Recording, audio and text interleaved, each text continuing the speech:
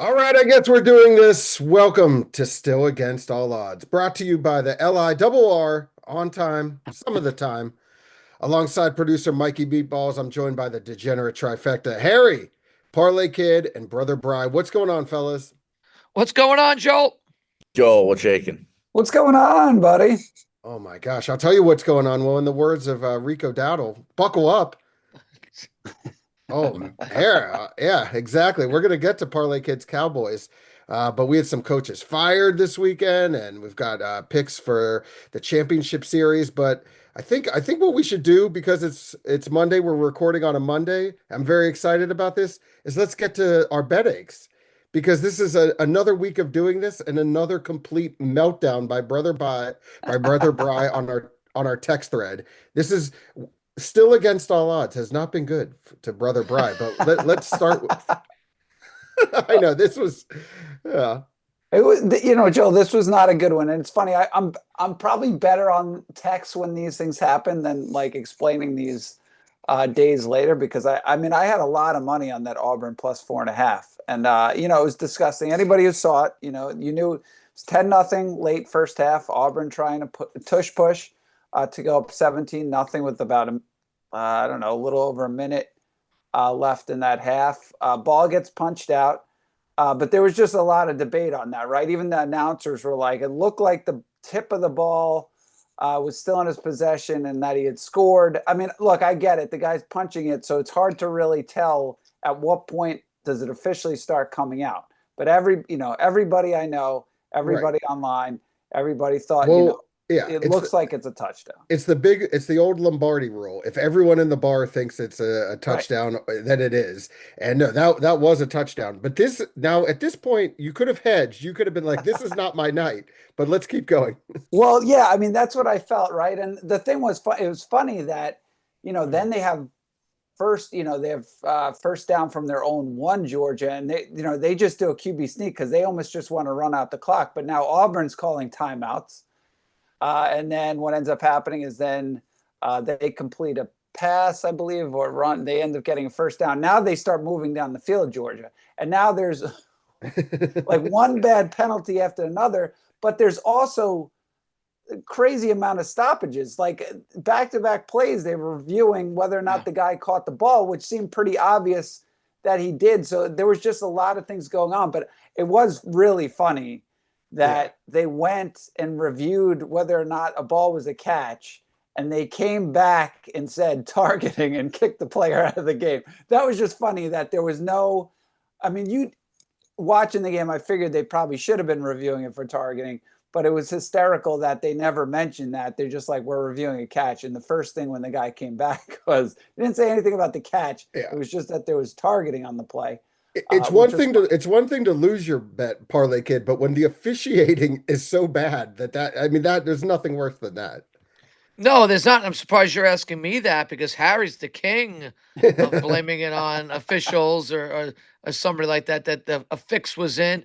No, brutal display. I got a family that has 3 children who've gone to Auburn right around the corner from me here, even on Long Island, and I could tell you I was getting some texts from them regarding that game too. Not happy campers at all. Well, that's why I love Brother Bry, because you would think, as passionate as he is, he went to these schools like Right. that. But really, other than Bo Jackson, no affiliation.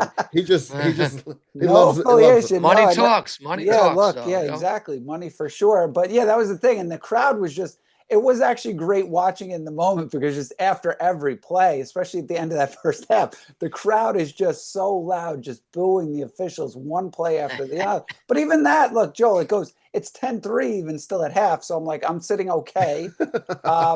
Ends up, now all of a sudden though, but then you get to the second half, and Auburn was terrible in the second half. I mean, they blew some opportunities there. But it's funny, the one guy on Auburn gets kicked out in the first half for targeting that was, people felt like was a little questionable. Yeah. And then I know Auburn called it, Auburn called the timeout so the officials would review another targeting, which looked way worse. Like, it looked like such a bad late hit targeting. They didn't even look at it. And that would have been a huge drive for points because they were moving the ball at that time. So nothing happens there. But then regardless, It's 13-10. Georgia has an extremely long drive. They just need like 3 yards for the first down from about the 7 or the 8 yard line. And I knew this was going to happen. But if he just needed a first down, could have went down, the game is over. Stockton runs it in for a touchdown, 20-0. I lose a lot of money. I was so frustrated. But again, Joe, you feel it in the moment. You're like, I am definitely losing. There's no way I'm winning this game. That's why this is like a therapy session for you, pal. This is why I'm here for you. Harry, what about you? Any bet aches that did or did not involve officiating? No, but I did have a couple, but I'll give this one out. It was Saturday night. I had Boise State minus 16.5, minus 16.5 straight. I had it on BigAl.com, minus 16.5 against New Mexico. Now, just in the fourth quarter, about 5 minutes ago, I'm up 41-17, and I have the ball and I have to punt. Okay, whatever. Yes, you were playing. It's okay. It's okay because Boise State outgained New Mexico by a ton of yards. They had 27 first downs to 11. New Mexico's quarterback had 2 interceptions. I had none on Boise's side. And their quarterback only had 115 yards, and they only ran for 49 yards, 2 yards a carry. So I'm no sweat. I'm up 41-17. There's a couple minutes left in the game. Oh, New no. Mexico goes on this drive where they have fourth down twice. They turn that into first downs. Only times they've done that in the game. Then with 40 seconds to go, they score a touchdown to make it, it's 41-16. Excuse me, 41. What am I saying? 41. 40, What are you saying? Yeah. Sorry, it's 41-23. They go for 2 and they make it 41-25. I'm laying 16.5. I lose. Oh my gosh. It hurts. That hurts. But also, what are you doing betting on Boise State? Come on. Oh, come on. It was my Mountain West game of the year. Oh, well, we're going to get to game of the year in a second. Yeah. We started something last week called Horse Bet, and we all give out our best bet for the weekend. And if you lose, you get a letter, just like the game of horse. There's going to be a punishment. Parlay Kid, this morning you wake up with an H. You took the Browns plus 5.5. So much for that. Harry, you wake up with an H. You took the Indiana, Oregon over 55.5. I'm safe because I took Jamar Chase over 63.5 receiving yards. He had 94. Bry's bet is tonight. He took the Falcons plus 4.5. But Parlay Kid on the board early with an H. Listen, you might as well just disqualify me from the whole thing. I mean, who in their right mind, looking back when you talk about this now, Joel, who in their right mind as a best bet would have taken the Cleveland Browns in this game? It's almost like I should lose my gambling card, my whatever you want to say. I should have my gambling rights stripped from me after making that pick with all the games that were going on this weekend. That's what I came up with. That was an absolutely joke of a pick.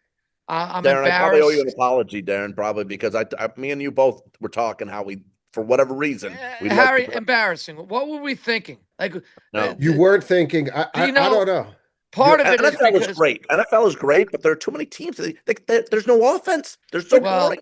No offense. Parlay Kid, it was everything was there for you. Pittsburgh owns them in Pittsburgh. Myles Garrett, complete non-factor. Well, he was a non-factor. Garrett, talk about not showing up. And good game plan by Tomlin as well, or the offensive coordinator. I think they did a nice job.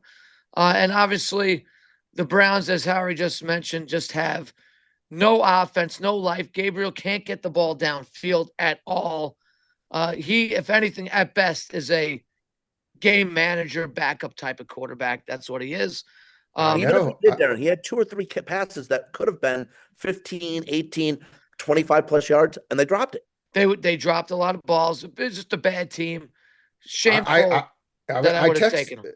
Yeah, I texted you late in the game. I thought we might get Shador Sanders in garbage time. That's how well it was going for the Browns. But I'm sorry, you have an H. And Harry, it got close there at the end. Indiana, Oregon for the over. But no, you also have an H.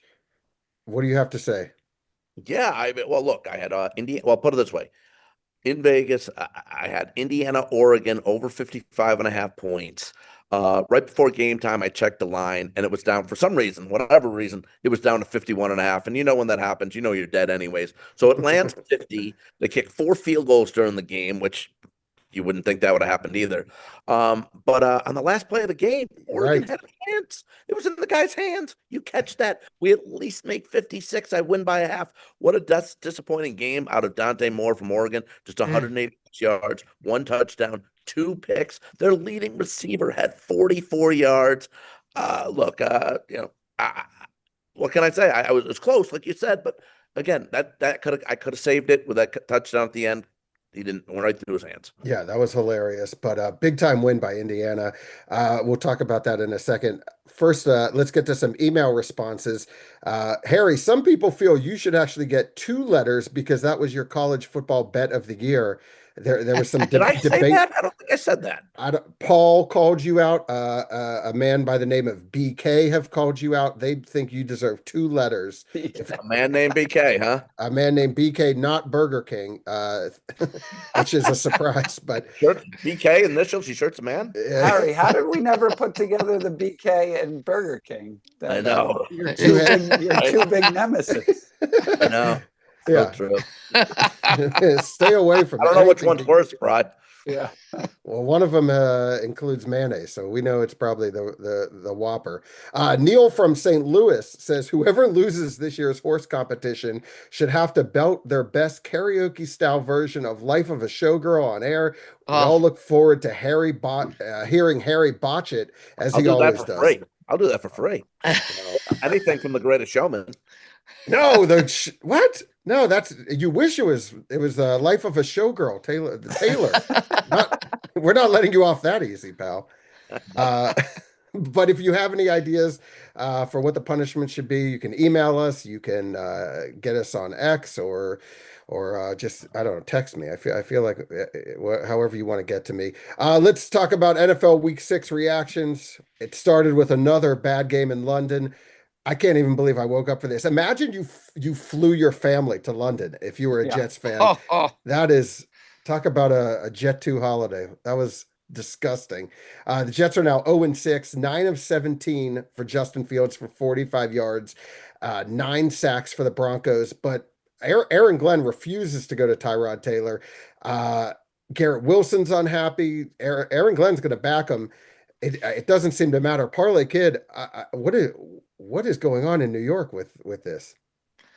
No, the Jets fans are at a point now where they just want to lose out the rest of the year. Probably want to get like 1 win so they don't have that 0 for the season, but they just want the number 1 pick. They're down on Glenn big time here.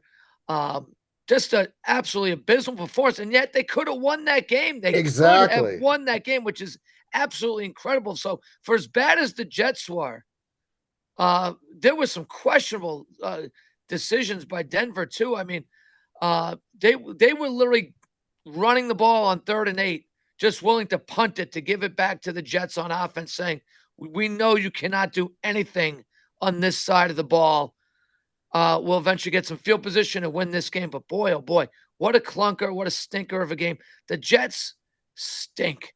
They are abysmal. They're a joke. They're a laughing stock right now, Joel. That's and I hate to say that because, I don't mind the Jets. I prefer the Jets to the Giants here, but boy, oh boy, it actually was a winnable game, and the defense. I mean, they're doing everything they can. Well, that defense certainly stepped up in that game. They actually looked like a Jets defense from, a couple of years ago. Gave them a chance to win, but when your quarterback, and Fields didn't even get the junk time, the yards, right? Because he was never in garbage time. He was never. So his stats were abysmal because he didn't get the garbage time stats. So terrible, terrible, terrible. It's crazy to think that the Steelers at one point were sort of wondering should they give Fields this contract. 2 year Jets gave him 2 years, 40 million, 30 million guaranteed. So since Woody Johnson has taken over the last 25 years, we've seen Al Groh, Herm Edwards, Eric Mangini, Rex Ryan, Todd Bowles, Adam Gase, Robert Saleh. I mean, they've had more eras than Taylor Swift. So Harry, is Aaron Glenn one and done? You are our coach guru. Is he You one and know, done? probably, I gotta say, probably is. They're sitting at 0-6. Like Darren just said, they've had a couple opportunities to pull Yeah. games out, haven't gotten it done. And you gotta kind of that I go back to that Tampa Bay game. Mm. Um, Mhm. Act like you've been there before, Aaron Glenn. He does that Yep. strut dance on the blocked field goal return. There's still a minute. It's not even like there's 20 seconds to go, 30 seconds. There was a minute and a half to go in there. Yep. Baker Mayfield's playing unbelievably all season. You give them a minute and a half, you, you know, and you blow the game. You don't even win the game, and you do that stupid dance, makes you look like an idiot. And again, this team 0-6, nothing good in sight for this team. They had a chance a couple weeks ago on primetime against Miami, who Yeah. had been wheeling as well, and they just fell behind too fast, too early, and couldn't recover. Yep. I think it's going to be one and done for him. He and granted, did a great job as defensive coordinator in Detroit, but that was a defensive coordinator. Now head coach, Mm. probably going to be. What's crazy is as bad as the Jets have been historically and laughable, record-wise, their worst team in 96 was 1-15. In 2020, they went 2-14. So I posed this to Brother Bry. The rest of the way, New York Jets over under 2.5 wins Mm. at minus 430. Bry, tell me, give me some optimism here. Yeah, look, I think you'd have to go over with this number. You look at the rest of their schedule, and their schedule is pretty. It's not that bad the rest of the way. So even when you look at like their next couple of games, Mm. they for sure could pick up wins. I mean, like you guys were just saying, I mean, for as bad as they were, they could have won that game. They could have won the Bucks game. Those are two of the better teams when you look at it. And yet we consider the Jets the worst team in Yeah. football right now. But I do think they're going to pick up some wins. If you are a Jets fan, you just know how this Yeah. goes, right? You're not going to be bad enough. You're not going to be your 1-16 to get the first pick, or your 2-15 to get the first pick. You're gonna have a 3 or 4 win season. You probably get almost probably a better shot of having 4 wins here, and then pushing yourself to like a fourth pick in the Mhm. draft, something like that. So I would definitely still say over for as bad as they've been. And look, Fields Yep. you couldn't be worse, because I mean at times, I mean you could tell like Wilson got hurt on a throw because it was so bad. He definitely like pulled a muscle because he Mm. had to go rotate his body the wrong way. I mean Wilson. I mean Fields was just. I mean he couldn't have been worse. Yeah, we can't talk about the Jets. People are getting depressed. We can't talk Mm. about the Jets No, anymore. no. So instead, let's talk about Parlay Kids Cowboys. That's fair, I think. He Gosh. wow, that defense is soft, Parlay Kid. What That's happened? What happened? Can you imagine like I don't know. I just picture other teams with like the bulletin board material, right? Where the former running back is saying stuff like, you better buckle up, right? How he's going to basically run all over you. And, like you would think a team would rally behind that, like the opposing team. Like, oh, yeah, you think you're going to do that? The Cowboys totally surrendered to Rico Dowdle and that offense yesterday. Again, um, is this a personnel problem? Is this a defensive coordinator problem? I think it's a combination of both. Hence, you look at that at the end of the game on the fourth and a long three, almost 4th and 4.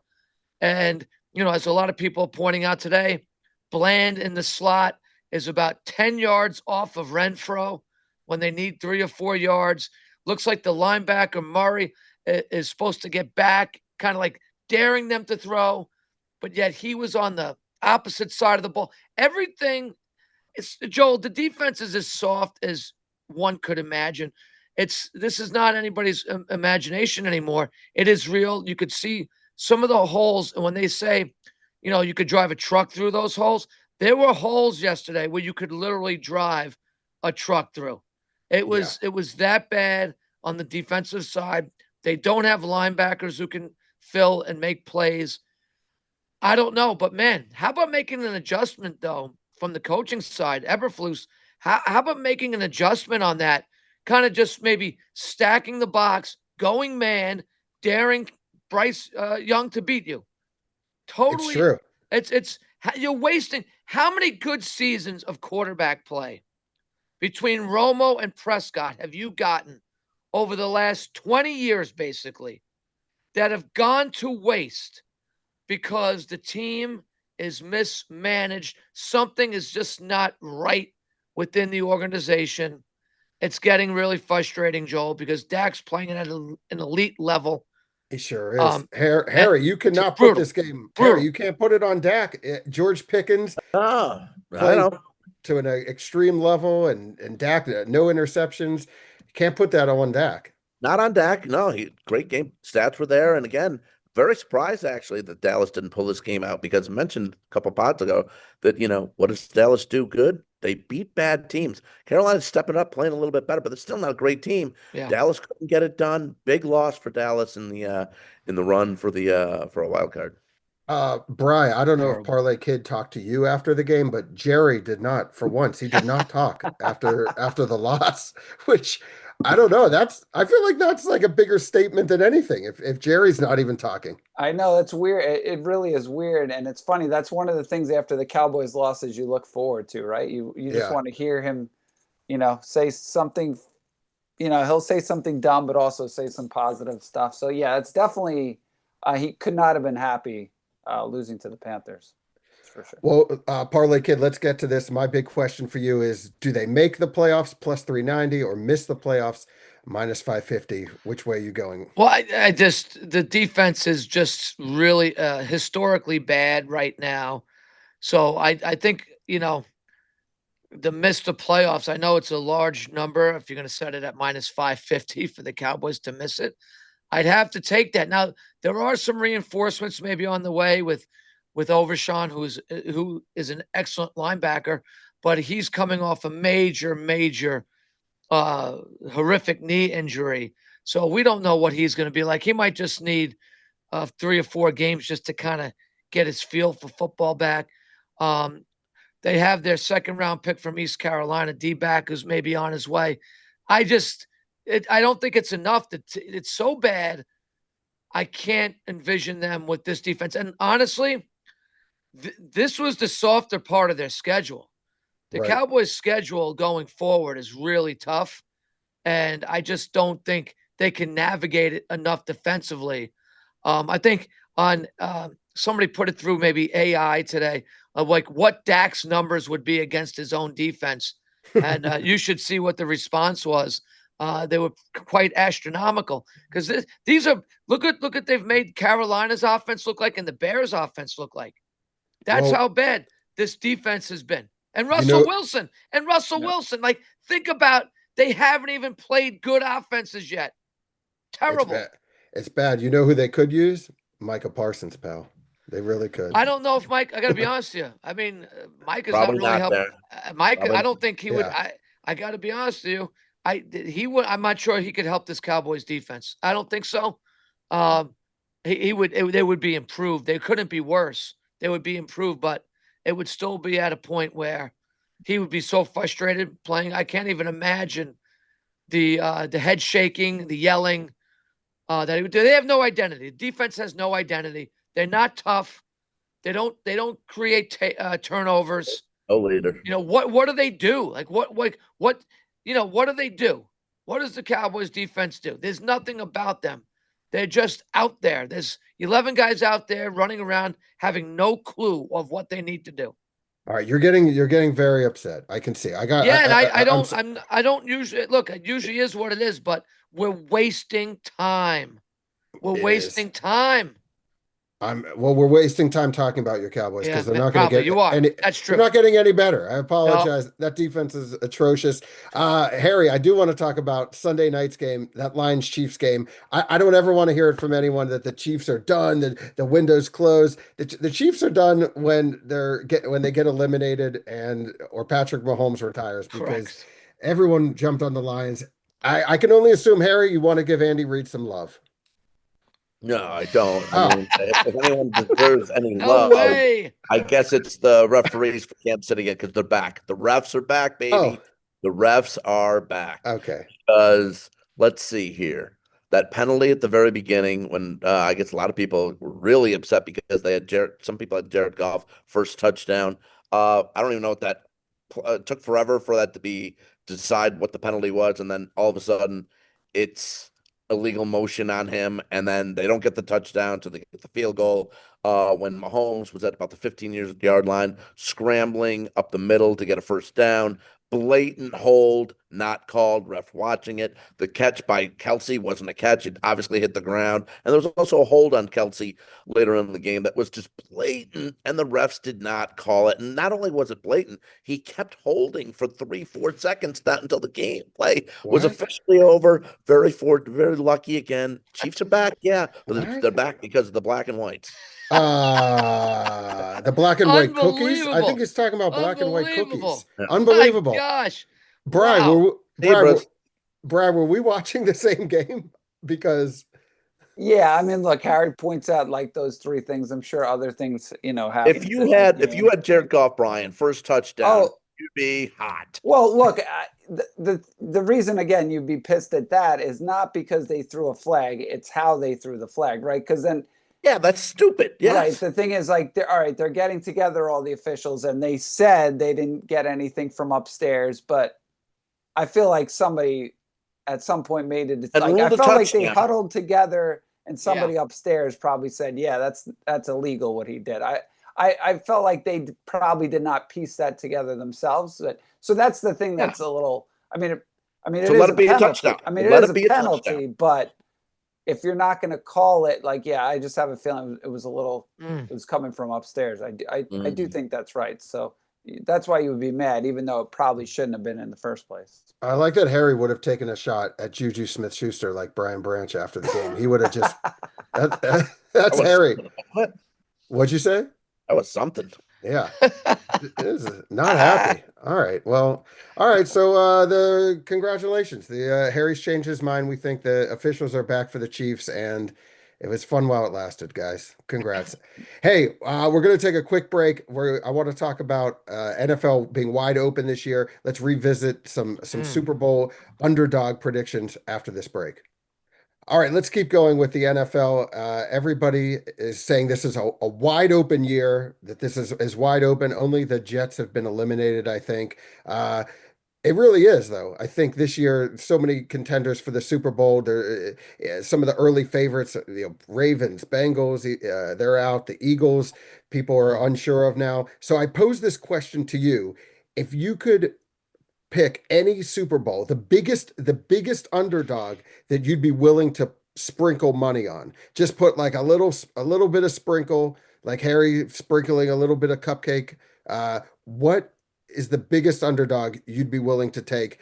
And Parlay Kid, I'm going to start with you because you're either trying to jinx my team or you really believe in them. Well, listen, on on a what you might call a lost podcast, Uh-huh. uh, you know, I had talked about the Bucks and Baker, so I'll stay away from them right now because I think somebody else here probably likes them as well. But look, Steelers, I think you can get them up to almost 35-1 to be the champions. And Joel, I don't know, they're just kind of hanging around. They're kind of so under the radar right now, but the defense is still really good.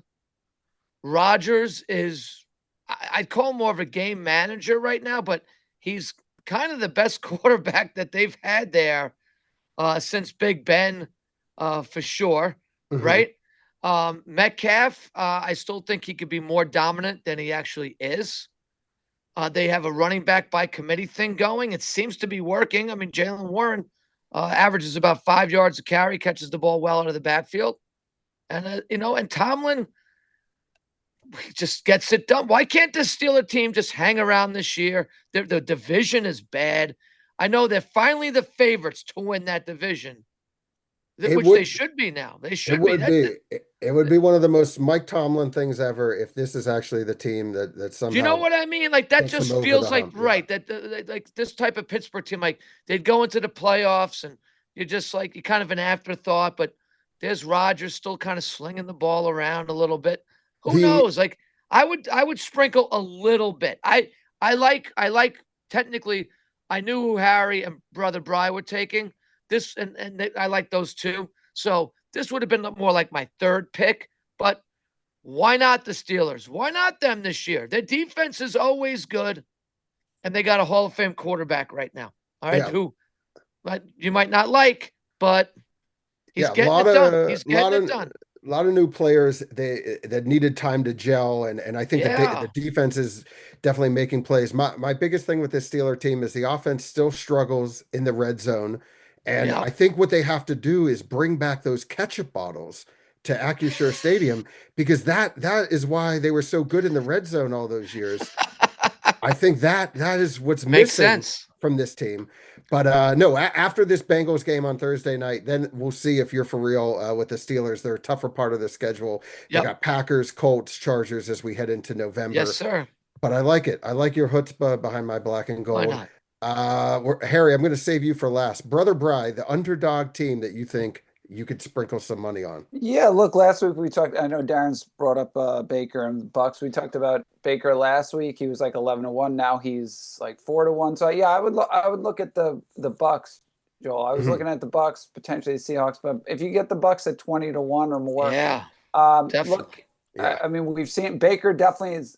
I mean, he looks like he's playing the best football. He for sure is playing the most fun football, right? And wait until that team gets healthy. They don't even well, that's exactly the thing. It's not like their injuries are not guys done for the season. A lot of these guys, I mean, they might be out. Ibuka could be out. Some of these guys are probably out for weeks, especially with these, hamstring strains or some of these other injuries. But if this team gets to the playoffs healthy, offensively, they'll be tough to stop. I mean, it's hard to say how they are necessarily defensively. We've seen the good and the bad from them. But offensively, this team is really good. The only thing I would point out, Joel, is because when we do this sometimes, I'm trying to think. You have to go back. When was the last time? Mm-hmm. Well, I mean, you probably could have got the Eagles at a decent number maybe last year at the beginning of the year. But, it's very hard for some of these bigger odds to hit. I can't remember the last time a big odds actually hit or won the Super Bowl, just because we go through the waves of the Kansas City and the Patriots runs, right? It's hard. You don't really see this much. Well, you don't see it much, but it's weird because with Tampa, you want to be playing well towards the end of the season and have that momentum. So we'll see if they can continue it. But they're definitely the sexy pick right now. Speaking of sexy, H-Dog. Harry, my guy. Who do you like? I'm interested to see who is your kind of sleeper Super Bowl team you put money on. I know Brian doesn't like this. He thinks but Sammy D, he's for me. Sammy D and the Seahawks. Cut him off, Joel. Cut him off. We don't need to. No, Brian's right. You can't. I'll tell you what. Just 2 weeks ago, you were calling him a bum. Not just 2 weeks ago. About three. This is cut. No. A man can change his mind. I want to hear him out. Let me hear him out. Then what he's saying is Sam Darnold is bordering on elite. That's what he's saying. Well, let's see here. Just say it. 11 touchdowns, 3 interceptions, so say 71% completion percentage. Darren, his best of his career. Now, granted, and 14 wins for the Vikings last year. Didn't get it done in the playoffs. They tanked against the Rams. He's got to get it done there, but he has led them to being 3-0 on the road. They've averaged those wins in those games by 9. They lead the league in point differential. I'll tell you what, the Seattle team, no problems on offense. A little bit on defense sometimes, but they played very well on Sunday. Seattle at 50-1, tied for the lead in the NFC West. Seattle. This is why No, Sam, Parlay Kid. This is why he'd make a great politician because he flip-flops. This is what yes, he is yes, the ultimate politician. And And I now, lie. correct. I lie a oh, lot too. well, so to confirm, we're Sam I Darnold. like to lie. Yeah. That would be the incredible is if we Well, get yeah, Colts Seahawks, right? That would be the ultimate. right. Daniel Wouldn't that be Jones, amazing? That would be Sam amazing. Darnold, and the I'm happy Harry. for those guys. This is the year of the recycled QB, right? Baker, Jones, Sammy D, having Yeah, great years. So That's right. Harry, Sammy D's top 10 QB in the NFL. He looks great, doesn't he? So just say yes or no. Is he a top 10 Right now, right now? I'm going to say yes. Okay. there it is. There it Well, is. 66% was his best Okay. completion percentage in his Okay. career ever. He's at 71 on a new team. Okay. You got to apologize to BK now. Yep. And you know what? I have a picture with Sam Darnold because Harry, remember when I flew back from the He Super was Bowl? sleeping. Yeah, he was sleeping. And I went up to him and I said, "Hey, listen, my pal Harry thinks you can't get it done." And I think that motivated him. And he sat Definitely. 10 rows behind me in coach. Definitely. So now that might have motivated him also. Uh, Hey, let's go to college football really quick. Bry, we were glued to that Indiana Oregon game. Yeah. Indiana statement win. Before we get to the other stuff going on in college football, can the Hoosiers win it all? It seems crazy. Look, I mean, they certainly the other day looked like one of the best teams in the country. Like, even though that game was close for a while, it just felt like Indiana, especially in the second half, Indiana was just a much better team. They were really physical. But Joel, I don't know. It's hard to say, right? Like Indiana could win the championship. I still think once we get to the end of the year, the Ohio States, whether it's Ohio State, Miami, some of these SEC schools, I think it's going to be hard for Indiana to run the table, but they look the part right now. I wouldn't trust it. I wouldn't bet them though, but they look the part. Yeah, they struggle to score, but they grind it out. And I mean, Harry, were you able to watch that game? Was that on Yeah. I watched most of it, and they controlled most of the game. I think that they could, though. Not that Michigan's some great team this year, but they don't have Michigan on the schedule. They don't have Ohio State. They do have Penn State later on, but look what Penn State's done. I mean, that's more of a winnable game than ever now in Happy Valley. They did get a taste of the playoffs last year. They did lose to Notre Dame, but they were in it. They were there. And Fernando Mendoza, 17 touchdowns, just 2 picks, and the rushing game is dominant. They're averaging 5.6 yards a carry. I think they can get through the Big Ten, get in the playoffs, and why not? Like, again, they had a taste of it last year, so why not? Yeah, it would be crazy, but huge, big win there. I do want to talk about Penn State because the James Franklin era is Harry.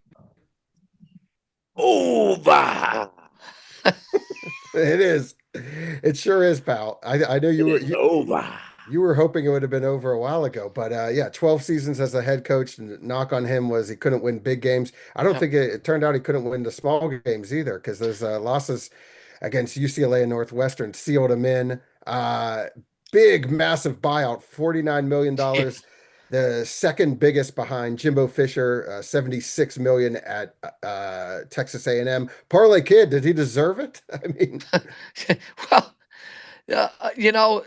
that's the thing. Like, we should never feel bad for these guys about getting fired. I mean, can you imagine that type of buyout that he now gets? I mean, and he doesn't have to work. I mean, that's generational wealth for him and his family for having to really do nothing. I mean, he had a nice run there, but man, just think about the decision that has to go into that you're willing to pay a guy that much money to just walk away.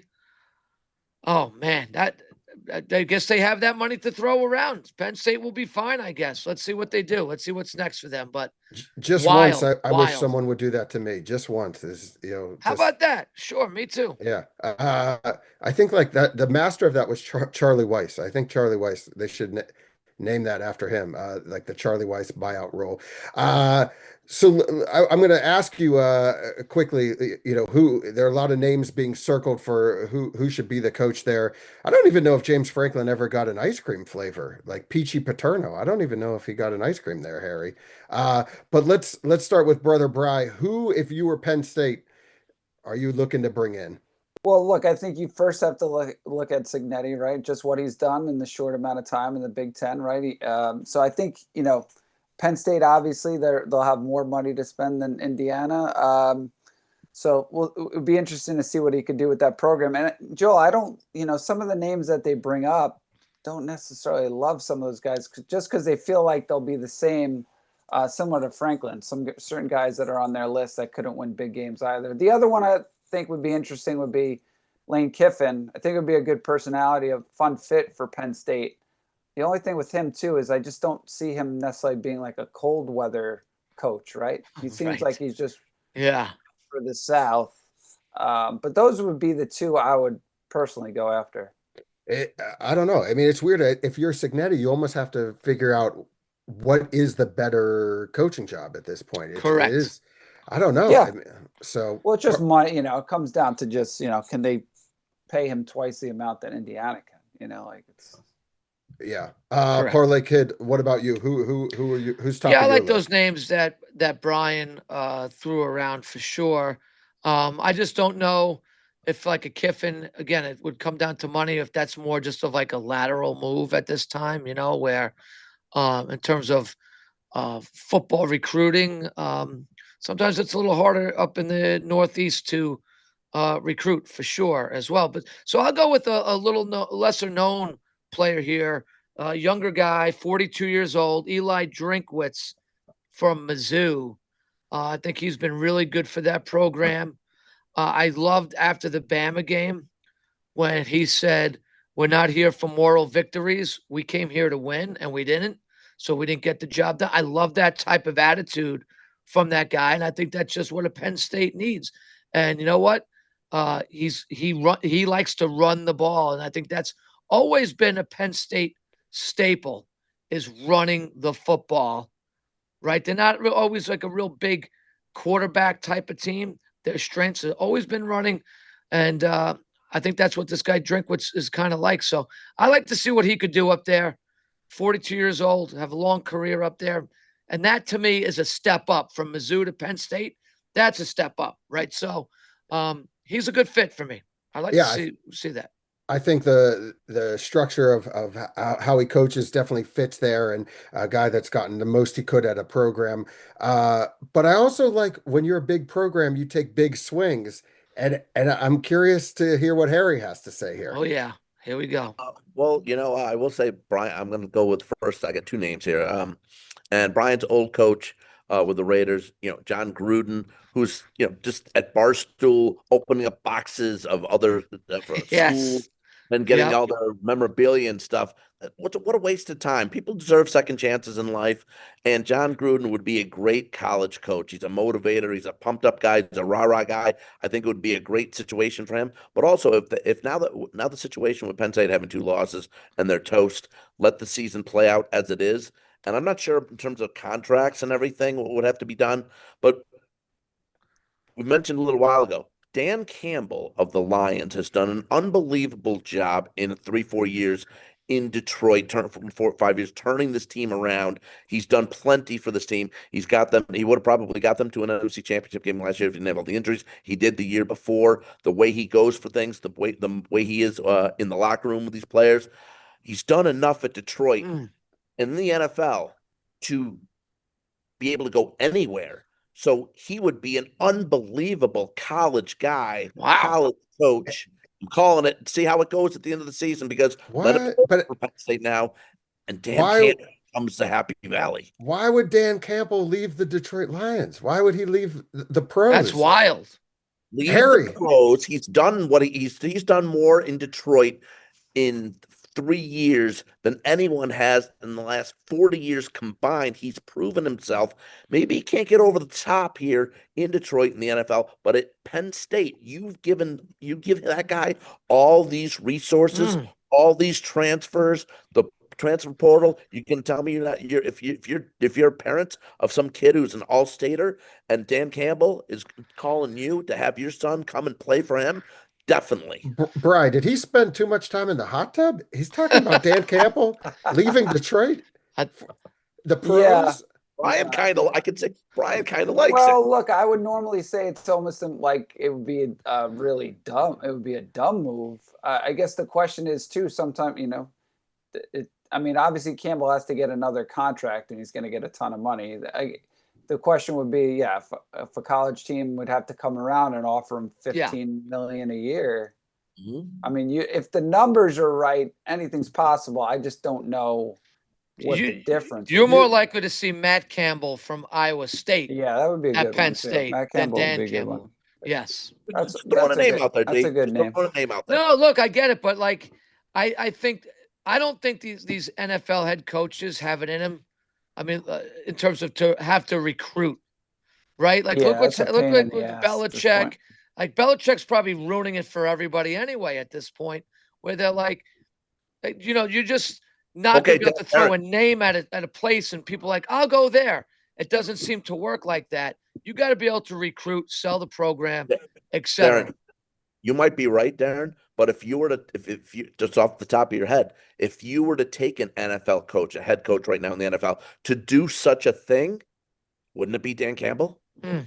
Well, I don't. There's all. I'm with Darren. There's a lot of other He's not guys out there. 65, Darren. He's not 65. He's a motivator. He's a pumped up guy. He uses that in it with the Lions. Why not use it in college? I don't see that happening. I just don't see it.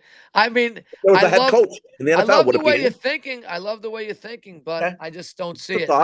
thought.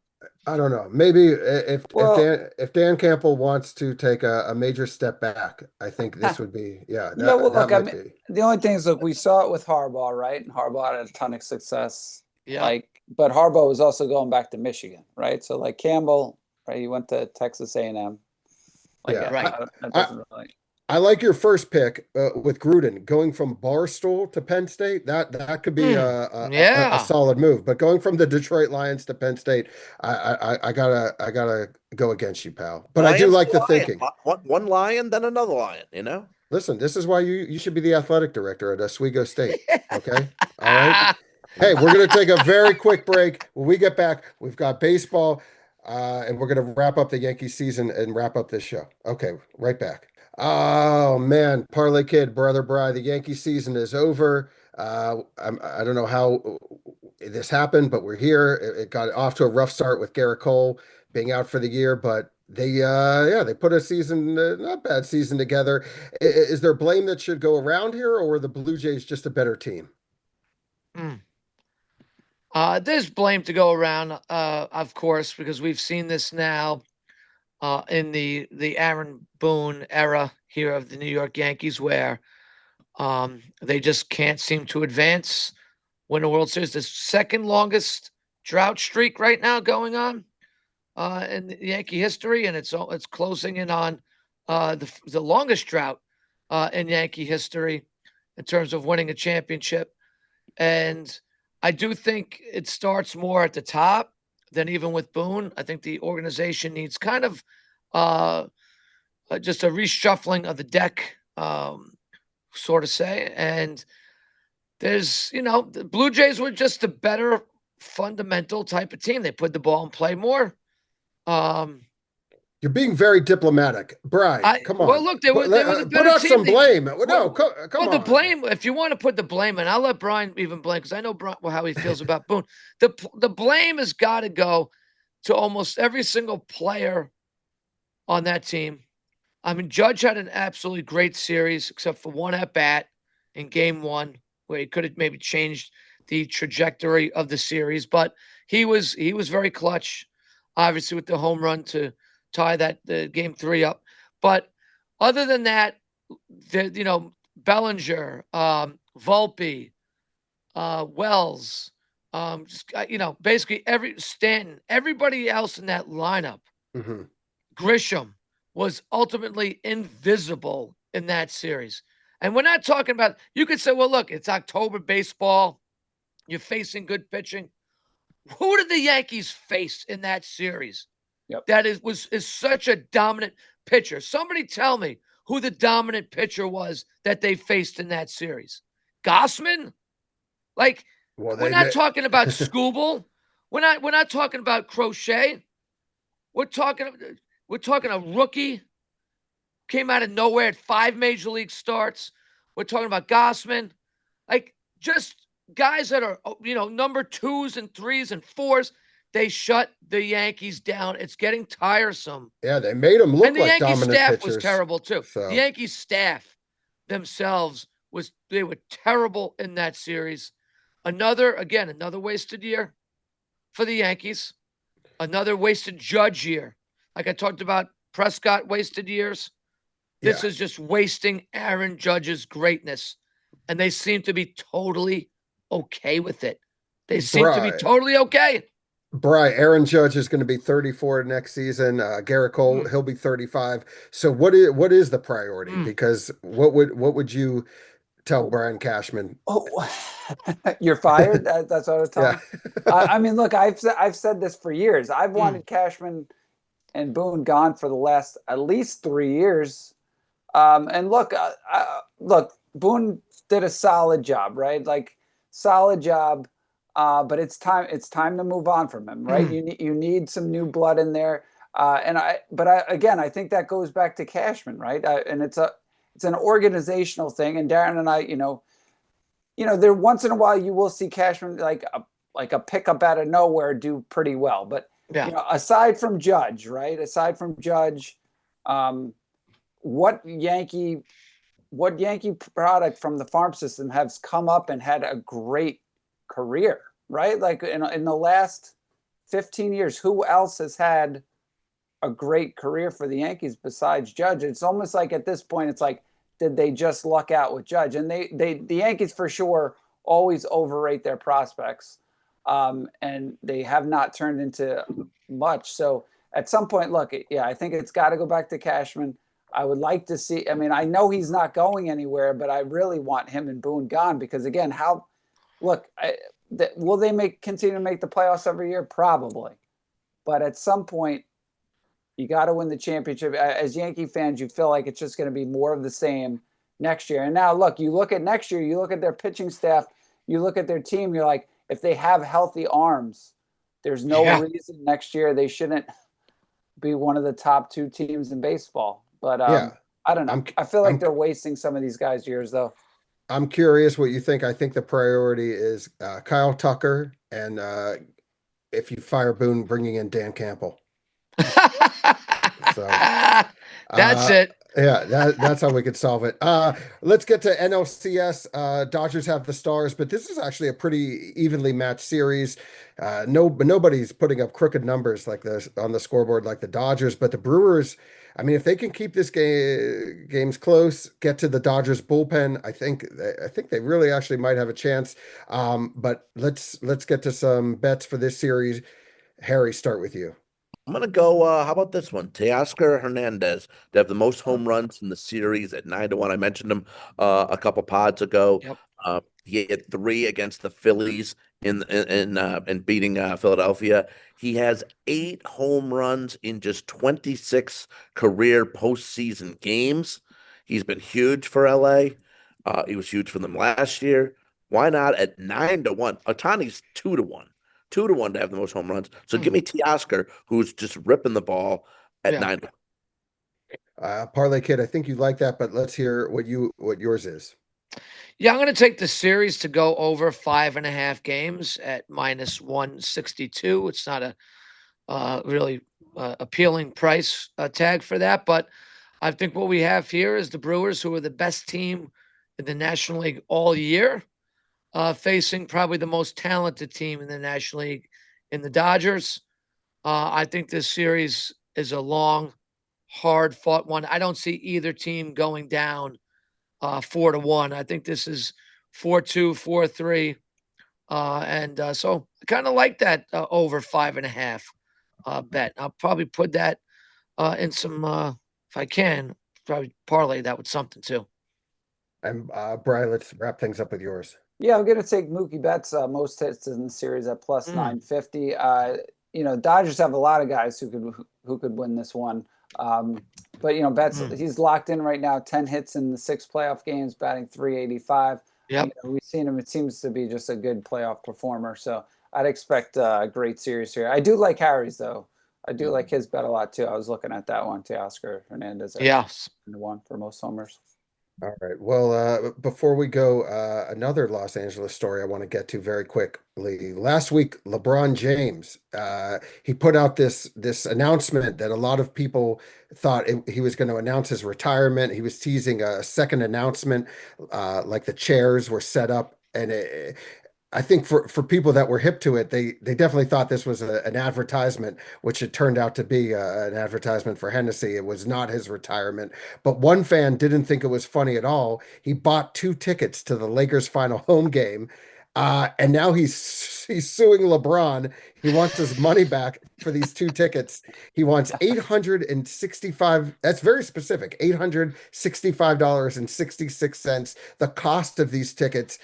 Harry, as our resident legal expert on Still Against Yes. All Odds, Yes. does he have a case, do you think, this fan? I don't know if he has a case, but I would say pay him. Pay him just Yeah. because LeBron, like honestly, like you have to have the spotlight for everything under the sun. It's LeBron this, it's LeBron that. He's everywhere. And he gets paid. How about he gives the guy some of the money he gets from DraftKings for his stupid commercials? And by the way, it's just not right that he gets paid by DraftKings or whatever he does with DraftKings while he's still an integral player and a big time name player in a professional sport. Like, especially when all the props are going on, he knows that his assists will be 5.5 in a game. He knows if he wants to go under on that, he can do it. He knows if What? he wants to go over, he can do it. I don't know. Give the What just guy- happened here? What, Harry?